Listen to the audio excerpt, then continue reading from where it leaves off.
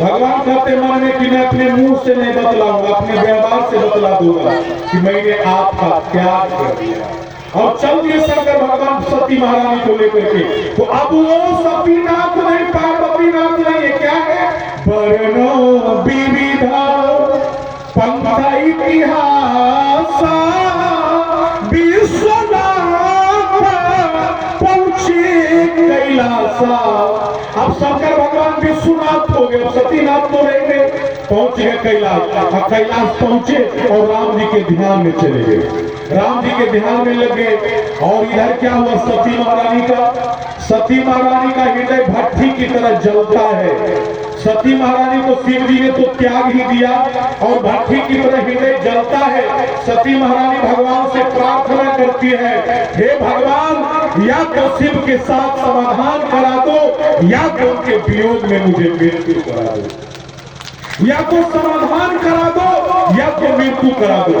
दूध और पानी में कितना दोस्ती है, दूध और पानी में कितना दोस्ती है। कोई आदमी दूध में तो पानी इसीलिए मिलाता है ना बेचने के लिए, रुपया कमाने के लिए, लेकिन शास्त्र में इसकी चर्चा है। दूध पानी में कितना दोस्ती है। दूध में पानी डालोगे ना तो दूध पानी को कितना स्वीकार करता है, अपना रंग दे देता है पानी को, अपना नाम दे देता है, अपना कीमत दे देता है। इतना दूध पानी को स्वीकार करता है।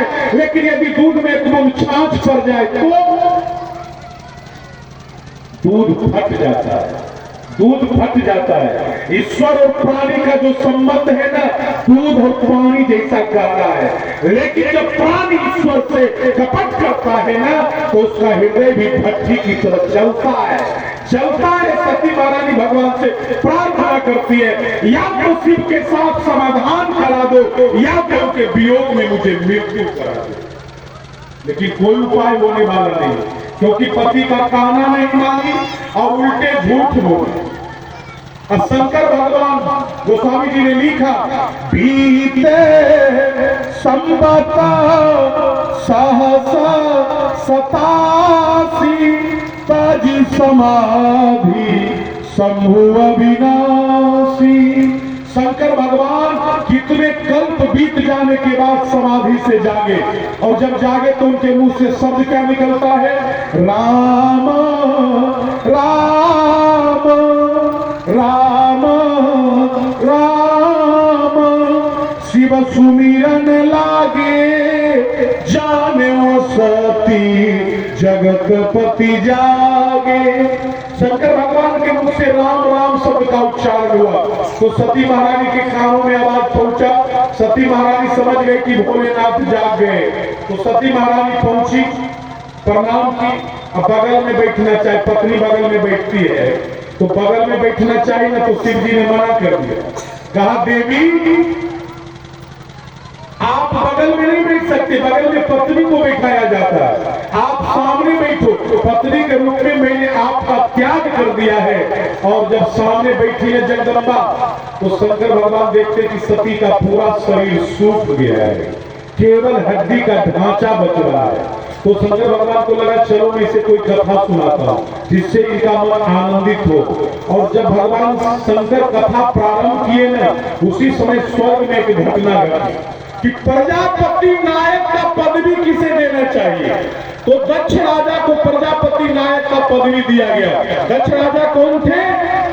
दक्ष राजा सती के पिता और शंकर जी के ससुर थे। और उतने बड़े देवताओं के बीच में जब उन्हें इतना बड़ा सम्मान मिला तो अहंकार में दक्ष राजा झूमने लगे। तो गोस्वामी जी ने चौपाई लिखा, इस दुनिया में नहीं को आशा, नहीं को आशा जन्म जग माही, प्रभुता पाय काहू मद नाई।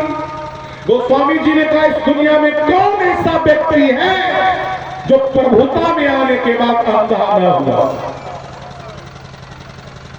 जब आदमी प्रभुता में आता है ना तो सब कुछ भूल जाता है। और ये रामचरितमानस का चौपाई है कि कौन ऐसा व्यक्ति है जो प्रभुता में आने के बाद अंधा न हुआ। और उसी अंधेपन की अवस्था में अहंकार में झोंकते हुए दक्ष राजा ने जग करने का संकल्प ले लिया। देखिए, जब आप कोई शुभ कार्य करते हैं ना, तो आपका मन भी पवित्र होना चाहिए, आपका उद्देश्य सही होना चाहिए। जग जब आप करावे, कोई शुभ कार्य करावे, वहां तो जग कराने का आयोजन है। दक्ष राजा ने जग करने का संकल्प ले लिया, लेकिन जग का उद्देश्य क्या है? जग का उद्देश्य क्या है? अपने जमाई का अपमान कर, शिव का अपमान कर, यही जग का उद्देश्य है। जग में यदि अपमान की भावना हो, जग में यदि रुपया बचाने की भावना हो, जग में यदि रुपया कमाने की भावना हो, जग में यदि किसी से बदला लेने की भावना हो, तो उसका रिजल्ट खराब होगा। उद्देश्य पवित्र होना चाहिए, संकल्प शुभ होना चाहिए। आपको पता है, दक्ष राजा का संकल्प गलत है, उद्देश्य गलत है। दक्ष राजा का जो उद्देश्य है ना, अपने जमाई शिव का अपमान करना। एक बार क्यों अपमान करना चाहते शिव जी का? एक बार ब्रह्म सभा में सारे देवता विराजमान थे, शिव जी भी बैठे हुए थे, और दक्ष राजा उसी समय जब सभा में प्रवेश किए ना, तो सम्मान में सारे देवता खड़े हो गए। सारे देवता तो खड़े हो गए, लेकिन शंकर भगवान खड़े नहीं।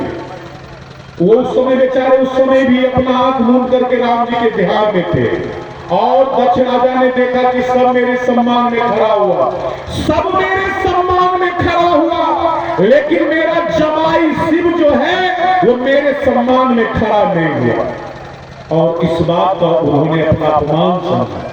दक्ष राजा ने सोच लिया कि मैं इस अपमान का बदला लूंगा, और जब इतना बड़ा सम्मान और पद मिला ना दक्ष राजा को, तो उन्होंने संकल्प लिया कि मैं जग कराऊंगा और अपने जमाई से अपमान का बदला भी लूंगा। तो उन्होंने बदला लेने के लिए क्या किया? सारे देवताओं को निमंत्रण भेजवा दिया, सबको निमंत्रण भेजवा दिया, लेकिन अपनी बेटी जमाई को न्योता नहीं दिया।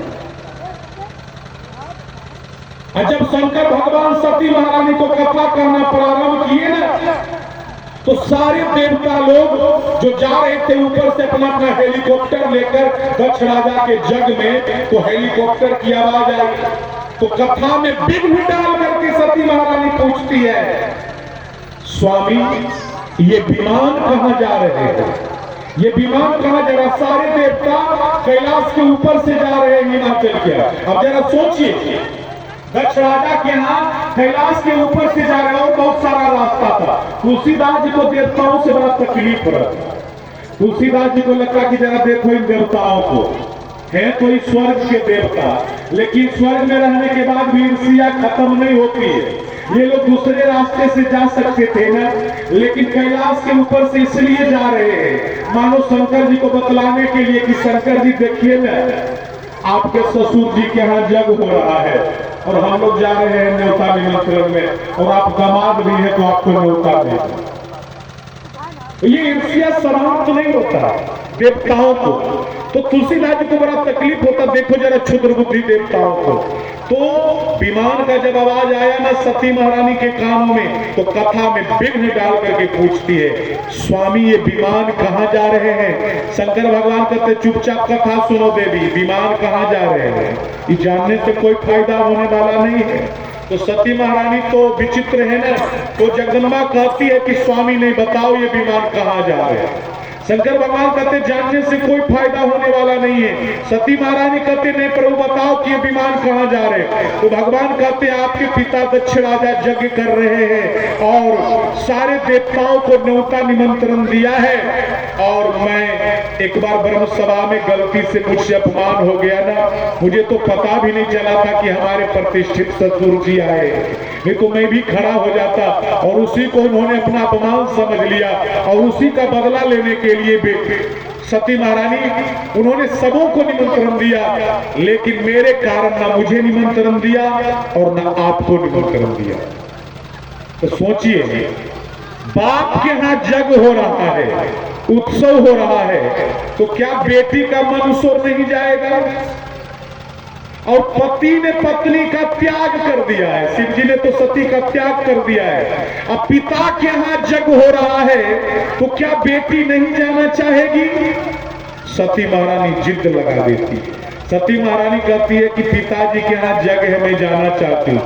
शंकर भगवान कहते देवी आपका कहना सही है, 4 जगह आदमी बिना निमंत्रण के जा सकता है। 4 जगह आदमी बिना निमंत्रण के जा सकता है। कहां कहां? सबसे पहले माता पिता के यहां यदि कोई उत्सव हो रहा हो तो बेटा को बेटी को बिना निमंत्रण के चले जाना चाहिए। और जहां पर मित्र के यहां यदि कोई उत्सव हो रहा हो तो मित्र को बिना निमंत्रण के चले जाना चाहिए। और गुरु के यहां कोई उत्सव हो रहा हो तो शिष्य को बिना निमंत्रण के चले जाना चाहिए। और ईश्वर का कोई सत्कार हो रहा हो, धर्म का कोई अनुष्ठान हो रहा हो, कहीं भगवान की कथा हो रही हो तो वहां पर किसी भी आदमी को बिना न्योता कसेली के चले जाना चाहिए। भगवान के कार्य में कभी भी निमंत्रण नहीं खोजना चाहिए, है ना? कभी निमंत्रण नहीं खोजना चाहिए।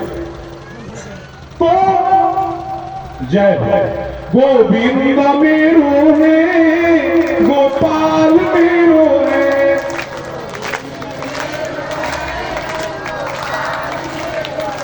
गोविंद मेरो है, गोपाल मेरो है,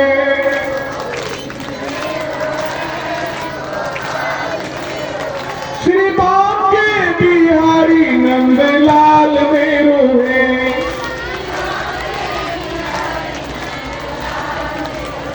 श्री बांके बिहारी नंदलाल मेरो है,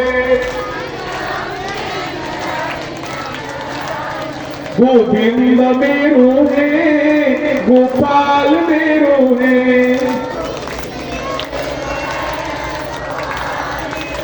बोलिए शंकर भगवान की। तो मैं निवेदन कर रहा था, इस उपदेश को आप लोग अपने गांठ में बांध लेना। 4 जगह आदमी बिना निमंत्रण के जा सकता है। माता पिता के यहाँ बेटा, गुरु के यहाँ शिष्य, मित्र के यहाँ मित्र, और जहां पर धार्मिक अनुष्ठान हो तो किसी को भी बिना निमंत्रण के चले जाने चाहिए। तो सती महारानी कहती है, भगवान कहते देवी आपका कहना सही है, लेकिन हे देवी वहां पर हमारा कोई विरोध करने वाला न हो, लेकिन आपके पिता दक्ष राजा को हमारा विरोध करने वाले हैं ना, इसलिए जाने का विचार नहीं करो, त्याग दो। लेकिन सती महारानी मानेगी?